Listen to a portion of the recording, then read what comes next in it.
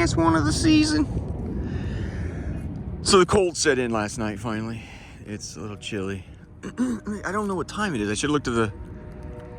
Yeah, Jesus told me, turn your phone off. And when I got here, he said, turn it on. So, it's an interesting artifact in here. I've never really taken a shine to this, where are we at? The Smithsonian National Museum of American History. There is, however, it got music playing right there. There is, however, yeah, it is just sort of a catalog of this gimmicky horse shit that we kept selling each other to get to this place now. Yeah, remember Hunter S. Thompson in Fear and Loathing in Las Vegas? He and his attorney, he calls him his attorney, which he is, but he says they like to rent a car and go buy a bunch of drugs and go to Vegas and just jack everything up. Something to it, I don't know, but it was in the 1960s, I think, or early 70s, because I think it was Nixon was president. But he says they rent this, brand new Cadillac. He says $15,000 of cheap tricks and gimmicks. That's what I think of here. When you walk through there, this is the first Etch-a-Sketch and shit like that, it's just a bunch of cheap tricks and gimmicks. This is the first Nintendo or whatever. Of course, that's Japanese, so maybe Atari, I don't know. Anyway.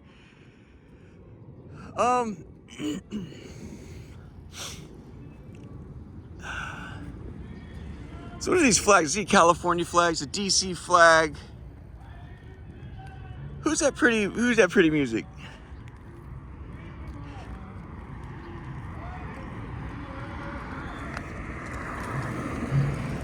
This is gonna be Smithsonian security. Let me see if she's showing up to work. Let me see. Ma'am, you don't know the time, do you? You don't know what time it is, do you? 9:25. 9:25. They open up here soon, you think? The museum's open at 10. Thank you, ma'am. All right. So half hour till they open up here. Looks like state flags, but I'm not sure.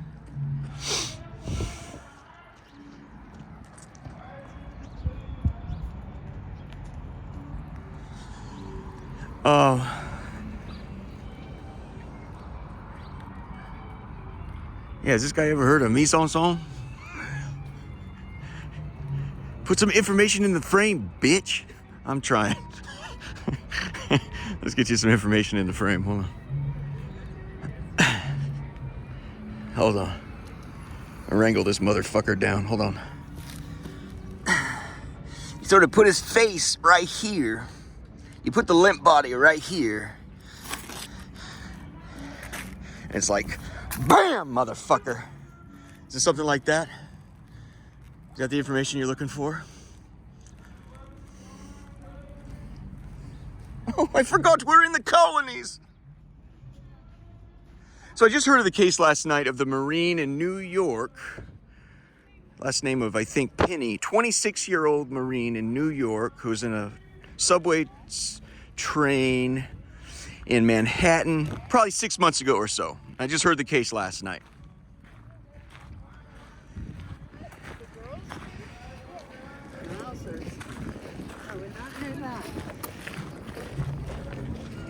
The thing about a United States Marine is they're going to bring with them all the finest training and the tribal knowledge that comes with, what is in the minds of the military, So I guess 6 months or so ago, he's now been arrested for manslaughter charges. And then I think they're trying to up it now, and they realize some of these cases are hard to look at. They're really difficult. You don't know who and where, what, when, how, and why. But so a black man enters the train on one stop. This thing popped off pretty fast. A black man, a poor, homeless black man, jumps on the train and makes a big show of he wants to fucking hurt people.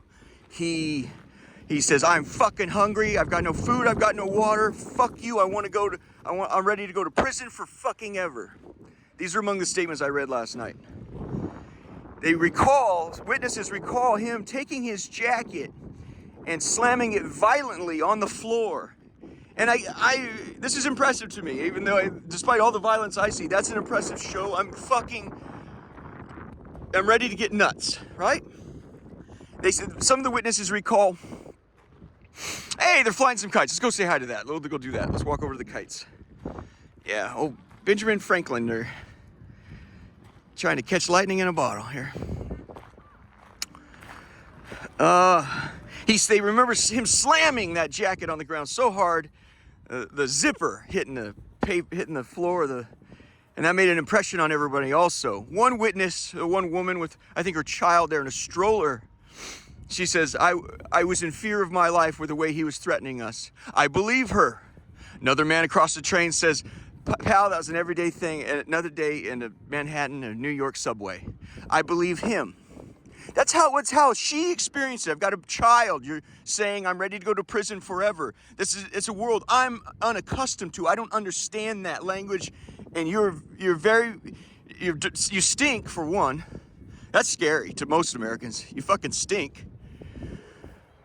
And maybe another man over there's I've seen worse. That guy's clearly at the end of his rope. So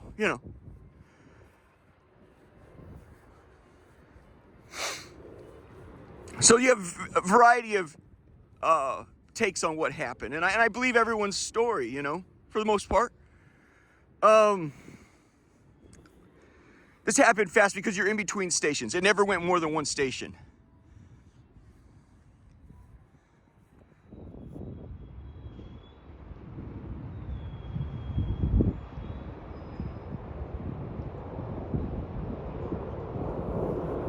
What is this, German Impressionism? I don't know. I took some film classes in college, but I don't know. I don't know any technical aspects of making a film. I just simply try to go with the story and how I see it, and expect that its best chance of relating to the viewers if I show it through my own eyes. So anyway, there's some pretty little kites over there we'll go take a look at. 26-year-old United States Marine. The age is important to me because it tells me how long he's been at war, how much war he's seen, and the age is you're never in your life going to be a stronger man at 26. You hear these guys go into the nutrition stores like GNC, the supplement stores. Yeah, hi, I'd like to get testosterone supplements. The people behind the desk will tell you, so how old are you, young man? Son? And they'll say their age. And he says, it is absolutely fruitless for you to take more testosterone. You cannot possibly get more testosterone humming through that fucking body of yours. It's impossible. You're wasting your money. And now my time. He's 26. Prime of your life. You peak, the male peaks at 34. He begins his descent at 34 and a half or so. That's why Tor Warpinski, naval prosecutor at the NCIS office, I thought he was too young. I said, I would be willing to offer you, would you like to change sides? And the next morning I said, I slept 4 hours last night. I want you to know I slept on it. And you're 34 years old, and that's the peak. That is the peak of manhood, friend. I said, you're mine, bitch.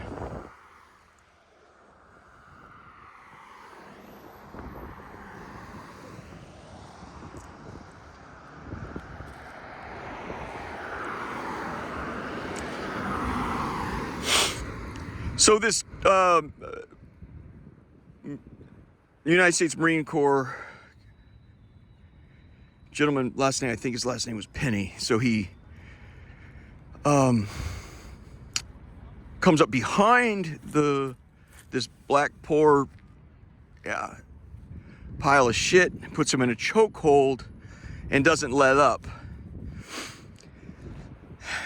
Now, no doubt this man had made this scene very frightening and threatening, and so two other guys the black man was being choked out.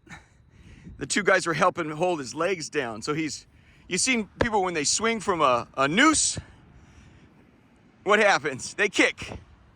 That's why they tie their Mary Surratt, one of the females, the first female executed by the government because of her association with the assassination of Abraham Lincoln. They tie their legs together so we don't have to witness, so the kicking isn't, but you've heard the phrase, you're gonna piss when you can't whistle. That's what that means. When you're hanging, you piss your pants. You'll piss when you can't whistle. Throughout history, that's how they handled that, and you're gonna kick and piss. So, Mr. Penny has something of a very impressive lock on this man's neck and head. So much so that it begins to impress everyone on the train. Okay, now it has swung so substantially the other way. We now have to encourage you, if we can, please, to let him up. One guy says, as a trying to beseech him to let him up, say in a conciliatory tone, buddy, he said verbatim. He says, buddy, you do not want to catch a murder charge. That's one hell of a hold you got on him, son. It appears it went a full minute longer than that. He had been spitting puke and blood. Oh, that's what he said. He says, son, you don't want to catch a murder charge. That's one hell of a hold you have on his neck. He's already shit himself. Then another observer says, no, he came in with that shit in his pants. I believe that one. Well, I believe both those guys. Son, you're going to catch a murder charge. And I believe the other guy when he says, no, that's old shit. He came in with here's a human being, an American citizen, no less. Yeah, then ripped, robbed, and stolen from left and right. This clearly can't get his shit together. Going on to a train to scream, I'm at the end of my rope. Been walking around in this shit for who knows how long. I no longer am able to, They said they did toxicology and he had drugs in his system. You need a toxicology to... It's his pillow, you asshole. That is his pillow. His drugs.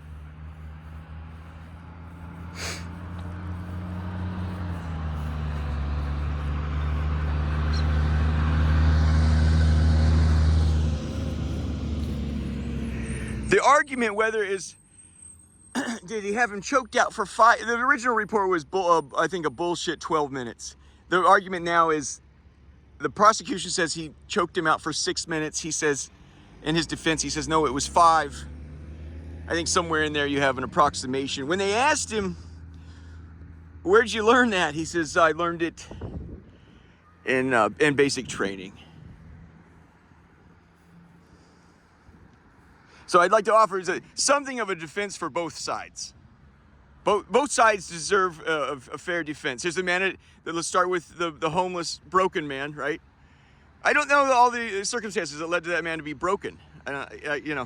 Because he's black, you could say, okay, maybe it was a history of brokenness that we, and all I have to say to America on that is, you broke it, you buy it. When a man is shitting himself, it's definitely murder him. But so he's come in to say, I want you to know I'm going into Manhattan. I've come off the street where I'm doing, what's this asshole doing right here? Looks like a Chinese person. This is my spot right now. This is my spot. Keep creeping on my game.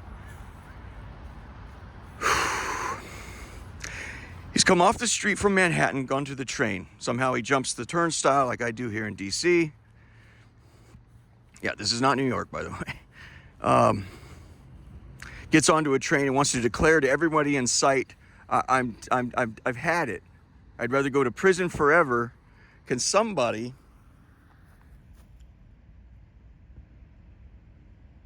Man, look at that color. Now that's the color. This is the color, exact color. I finally happened upon, I said it's like a cashmere, like a peach cashmere or pink. A pink cashmere is what it is. That's the color that me and Mother have decided is ours.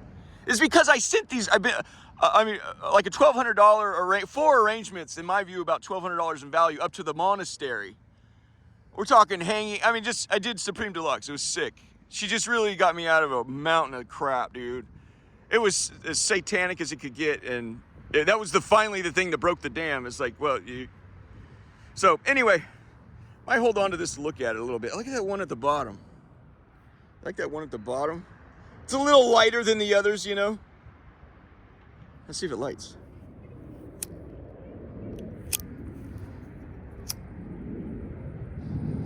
Yeah, this appears to be. You see them thrown out by garbage cans or on the street. That's somebody that smokes. It's reached the end of. There's no more fuel in the canister. This one here is somebody that decided to have a cigarette and look at the monuments, or smoke some pot, you know, and meditate on the meaning of life and America and God or whatever. You know. So when I saw this, I knew right away it's probably a good. You can look at the bottom, right, and see how they kind of pat down their weed. They have not done that here. It's a good clean jump. So maybe she's a cigarette smoker.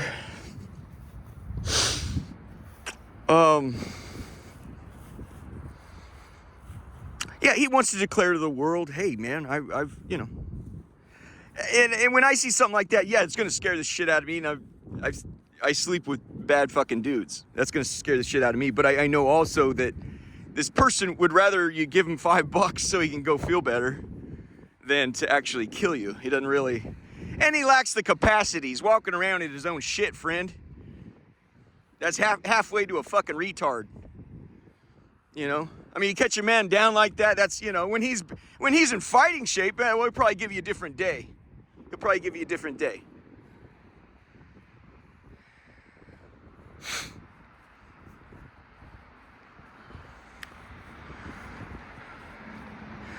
Now, for the young man, the Marine, the warfighter, so I imagine if he's 26 in Manhattan, so he's home, so you probably went in at 18, right? Law and medicine weren't your thing. You keep that body in shape. Good for you, man, you know. Part of the thing for me was when the police showed up, the body cams are on, of course, and just how unbelievably, it was remarkable and almost, in my view, part of the presentation. Mr. Penny, the soldier warfighter, is standing there. They're looking down at a dying or dead black man. Let's go with dead for right now. Officers come on the train. His pal, his wingman's right next to him. Unbelievably calm. He's just standing there, unbelievably calm. And they asked him what happened. He says, he was threatening passengers. It was a very scary thing, so I put him out. I don't remember what the language was. I put him out or I put him down. I think he said I put him out. I think later on a question was, where'd you learn that? He says, I'm a Marine and you learned it in basic training. I said, okay, well, I guess we can take that. I think it's more likely because of the casualness and the almost the tragedian. Some people in a crisis like that go out of their way to act harried and frightened and scared. It was almost as if he was going the absolute other way with it.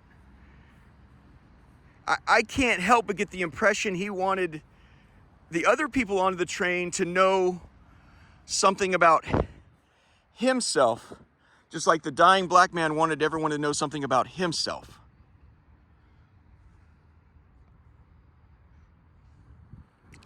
It was absurd how calm he was.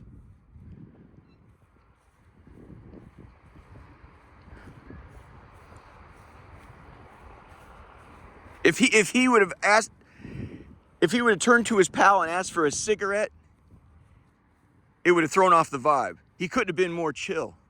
It was impossible to be more chill. I think that Mr. Penny wanted to let us know what secrets he's keeping as well.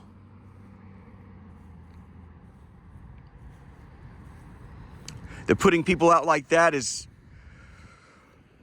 You have asked him and his battalion and all his war-fighting friends to go do these things in the Middle East, and they're far more routine than you could dream. This was a routine event for that young man, 26 years old. And he had every conceivable advantage over this dying, shitting black man. Let's just say poor. It's just poor, man. Let's go with poor. Can we go with poor? Fucking media is horse shit. They're fucking horse shit. They'll seize on the race. It's just, this is a man that's dying, that's poor, who happens to be also black. I don't know. I can't fucking dream up all the shit. But now, Mr. Penny's going to prison. He belongs in prison. He does not, I have to say this. I do not agree to taking, I can't do that. I can't take somebody's, yes, he took a life. He does not wake up, how can I kill? What the fuck are you doing? This is sort of my spot right now.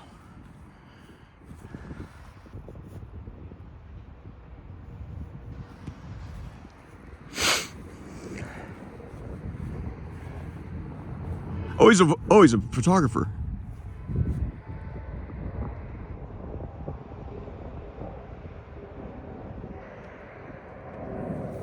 Well, just appreciate the heads up. It's like sucking my gut, you fucking prick.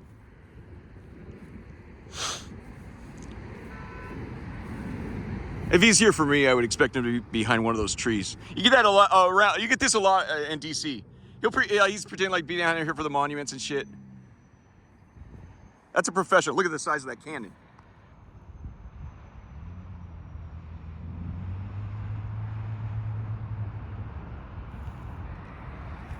You want to blow shit up?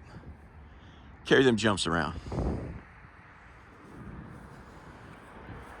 And they have that a lot. Private investigators, you've seen that a lot. It's like, yeah, so-and-so is this going into this. I've seen it where they go in, it's like, you got a guy out front near, like behind a tree seeing who's going in and out of the law firm. And then somebody from the law firms come out to the alley. He's filming, the guy filming, doing the, Anyway, I would just, Mr. Penny's going to go to prison. I don't agree with life sentences. I rarely agree with, I don't agree, and the Catholic Church does not agree with death sentences because they want to give the convicted every opportunity to turn to Jesus Christ before they're off to eternal damnation.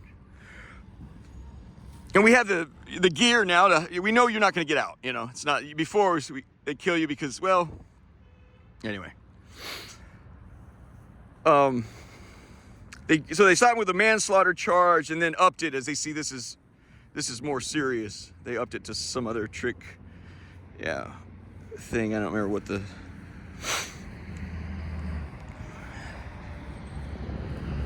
Anyway, I am weird. I almost every single crime I'd like to, if it's super heinous, it's like 25 years, you're out and you do 55% of a 25. If it's super heinous, 25 years, Unconscionable, you don't get out. Unconscionable, you don't get out. But I wouldn't want to see that young man do more than 12, 13 years or something like that. I've gone over this before. To be sentenced in Europe and to be sentenced in America are two different things. I'm more along the lines of a European jump. You do not want to be sentenced in the United States of fucking America. Do you understand that? You do not want to be sentenced in the United States of fucking America. There's no reason that young man's got to go do 25 fucking years. What he did was fucked up. It was way beyond reason. Okay, he's now lost everything. Now he's not, there's no fighting him. Now he's fucking unconscious. Like, how much, okay, look, son, you're one hell of a bad motherfucker. I don't want you catching a murder charge now. Once you go ahead, that's one hell of a grip. He's already shit himself, and then once he goes, no, he had shit himself. So I got to ask you, you didn't really learn that. You may have learned it in basic, right?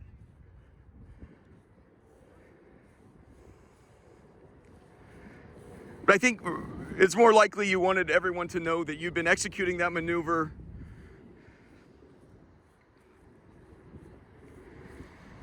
in Iraq and Afghanistan.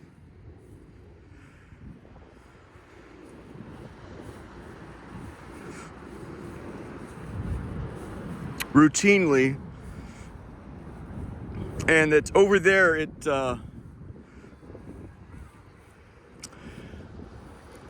that's considered humane.